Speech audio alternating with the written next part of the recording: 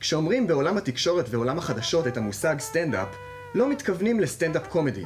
מתכוונים לעמידה מול מצלמה. שוב, לא מתכוונים לסטנדאפ קומדי. יש פה מישהו מבת ים? אשקלון? גבעתיים? אתה! אתם זוג, נכון? אתם באים ביחד, איך רואים עליכם, יאו.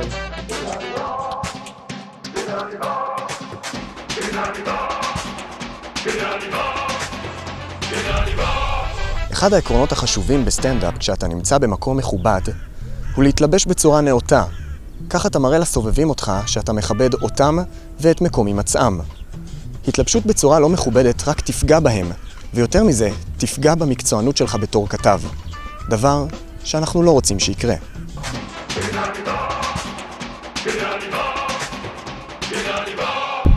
אלמנט חשוב נוסף בסטנדאפ הוא לדעת את מושא הסביבה שלך, לתאר אותו בצורה המדויקת ביותר.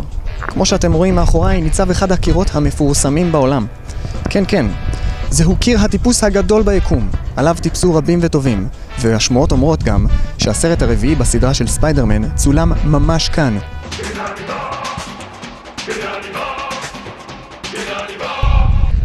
מרכיב נוסף ומאוד יפה בסטנדאפ הוא לתאם עם הצלם תנועה. מה זאת אומרת? אתה בוחר לעצמך נתיב בו אתה צועד, והצלם עוקב אחריך לכל אורך הדרך. כך אתה בעצם מראה לצופים שלך בבית שאתה נמצא במרחבים כל כך נפלאים, שזה פשוט צלמוס! צלמוס! לא שוב, אני לא מאמין. צלמוס, הלו! הלו, אחי! אני פה! כמה פעמים אנחנו צריכים לעבור עוד על זה? אני הולך בנתיב מסוים ואתה עוקב אחריי. סטנדאפ קלאסי צריך להיות קצר וקולע, בין 10 ל-15 שניות. לא מתאים? 20 שניות בשבילכם. 22? 23. לא להגזים בזמן, כי אם נגיע לחצי דקה אנחנו נשעמם, נדבר דיבורים ואף אחד כבר לא יקשיב. יעברו לתחנה המתחרה, וזה דבר שאנחנו לא רוצים. למה לא אמרתם לי שאני מדבר כל כך הרבה זמן?